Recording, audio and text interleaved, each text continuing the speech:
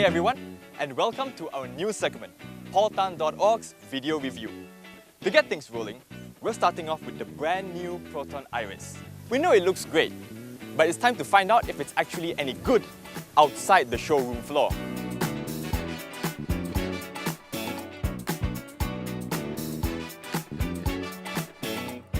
You've seen our walk-around videos, where we tell you everything you need to know about the car, except for the way it drives. That's where this series comes in. Here, it's all about the subjective things. We'll tell you how it feels to be behind the wheel, how comfortable or uncomfortable it is, and of course, our final verdict of the car. So, should you buy the new Proton Iriz? Time to find out. First things first, build quality. You know the saying, it's a Proton lah, what do you expect? Well, in the Iriz, surprise, surprise, because it's actually pretty damn good. The perceived quality is fantastic. And not just for a Proton either. Until now, the Preve and Suprema S have had the best interiors from Proton, but this is a huge improvement over those two. The plastics are all hard. You can't really expect any more at this price. But the textures, the way everything fits together, it's all very decent indeed. It's properly modern too. There are 3 USB slots, one here for MP3s, and another 2 back here to plug in your phone or your tablet, which is damn near genius. Me? I'm a bit of a tech geek. I need a fast internet connection on the go. So, I always reserve one USB slot for my trusty 4G LTE Porter Wi-Fi by Cellcom. Moving on, the Iriz is still far from perfect. The aircon controls still feel a bit loose and cheap, and the instrument cluster is far too small and cluttered for my liking. And get this, there's no marker for 110 km per hour, so you won't be sure if you're breaking the speed limit or not. Now, I don't know about you, but I think that's totally unacceptable. Small faults aside though, I would say that the Iriz interior is on par with the Ford Fiesta and the Honda Jazz, but slightly behind the Volkswagen Polo. Would you imagine that? A decently built Proton. That's a first. Now, on to the way it drives.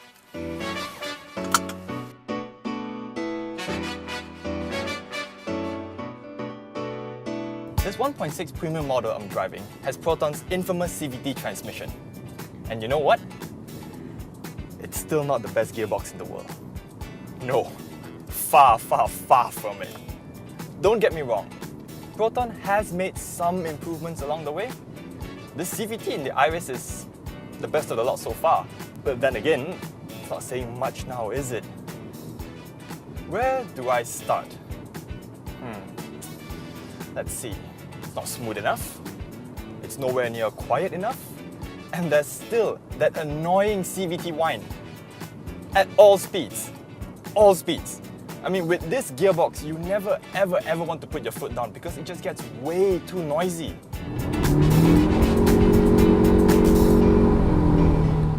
With the turbocharged CFE engine in the Preve and Suprema S, you can always ride on the wave of torque, so you don't really have to rev it hard to go quickly.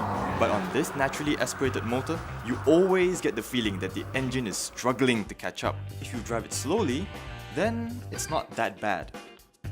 Most drivers will probably think it's alright, but if you enjoy driving, the manual is a much better choice over the CVT.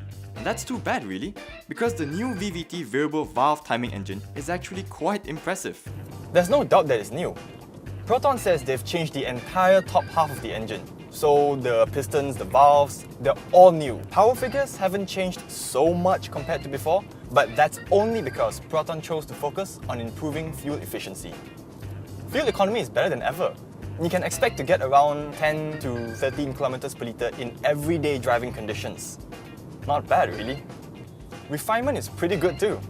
I mean, wind noise is minimal, and if not for the CVT whine, you can barely hear the engine running. And now, we get on to the exciting bit, handling. The Iriz scores top marks for this. The steering feels quick and direct like a Fiesta, and it loads up really well. Feel is pretty good too for a car with electric power steering. And other than this rim being a bit too big, this car is great around the corners. And then we come to the ride. Oh, it's flipping good for a car this size. It feels very sophisticated and it's much closer to the Polo than the Jazz. There's a sense of weight to the way it moves and absorbs road bumps.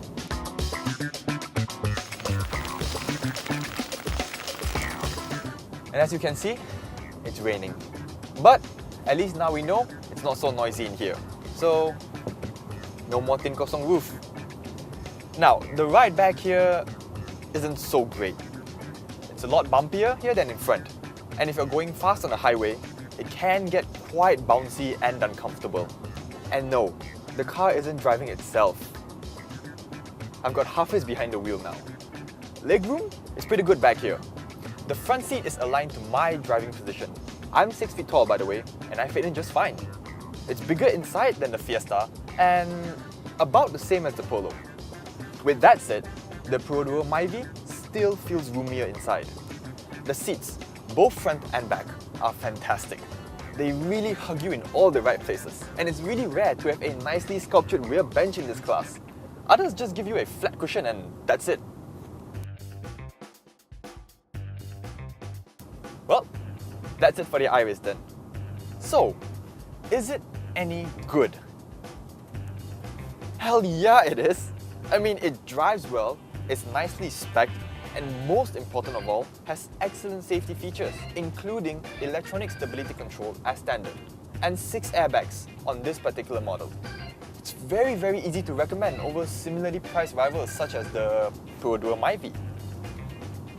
However, if you can cope with a manual gearbox, get that instead.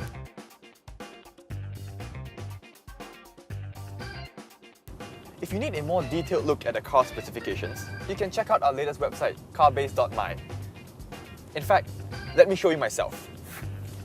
I'll just connect to the internet with my 4G LTE ported Wi-Fi by Celcom and voila! Carbase.my is Malaysia's most comprehensive car research website, with complete specifications and equipment of all models in our market. And best of all, you can use our comparison feature to see how a car stacks up against its rivals. If you're planning to buy a new car, get all the info you need and more only on carbase.my. See? Quick and easy. All thanks to this little thing, which is up to 10 times faster than before. It can even serve 10 devices at the same time. I mean, not that this car can fit 10 people lah, but if it could, we would all be connected. Well, that's a wrap from me, Gregory Z. If you like what you see, give us a thumbs up and drop us a comment. Till next time, take care, drive safe, indicate, and don't forget to eat your veggies.